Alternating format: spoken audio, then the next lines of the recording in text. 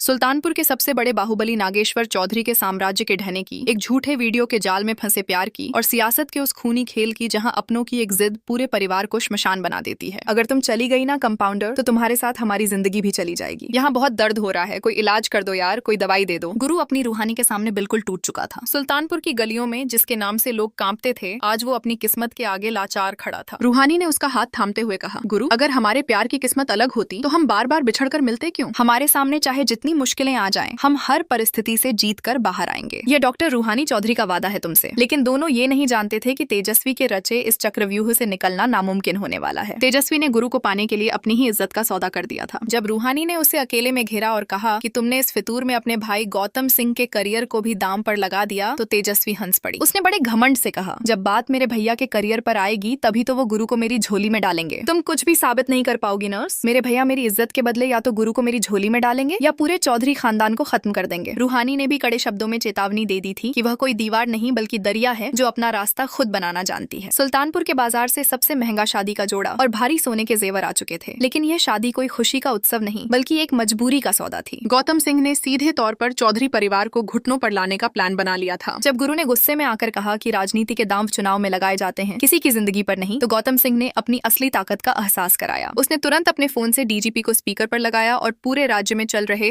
Operation clean gangster की live report मांग ली। DGP ने फोन पर साफ कहा कि बाकी सारे जिले साफ हो चुके हैं, बस सुल्तानपुर के सबसे घातक बाहुबली नागेश्वर चौधरी बचे हैं, क्योंकि उनके सिर पर मंत्री जी का हाथ है। यह सुनते ही गौतम सिंह ने मुस्कुराते हुए डीजीपी को ग्रीन सिग्नल दे दिया और कहा, समझ लो कि नागेश्वर चौधरी के सिर से मैंने अपना हाथ हटा लिया है। डीजीपी का जवाब रूह कंपा देने वाला था। उसने कहा, अब ऐसा तोड़ेंगे नागेश्वर चौधरी को, ऐसी मौत देंगे उसकी गैंग को कि आगे से उस शहर में कोई गैंगस्टर पैदा नहीं होगा। नागेश्वर चौधरी के गले में कुत्ते का पट्टा डालकर सुल्तानपुर में घुमाएंगे और फिर उसका एनकाउंटर करेंगे। ये खौफनाक मंजर देखकर पूरे घर के होश उड़ गए। गुरु का खून खौल उठा। उसने दहाड़ते हुए कहा कि हमारे पापा को हाथ लगाने से पहले हमसे निपटना होगा। गुरु चौधरी के कहर के आगे न वो डीजीपी बचेगा और न तुम। लेकिन गौतम सिंह के पास सत्ता की वो अंधी ताकत थी जिसके सामने बाहुबल कम पड़ गया। नागेश्वर चौधरी अंदर से पूरी तरह टूट चुके थे। उन्होंने गुरु से कहा, गुरु, कमजोर नींव पर कभी मजबूत इमारत नहीं बनती बेटा। आज हमारे ही बेटों ने हमें तोड़ दिया। बाहुबली बनना आसान नहीं था, कितने पापड़ बेलने पड़े थे। ये राजनेता हम जैसे बाहुबलियों का इस्तेमाल करना खूब जानते हैं। बड़े से बड़े बाहुबली को मिट्टी में मिलाने के लिए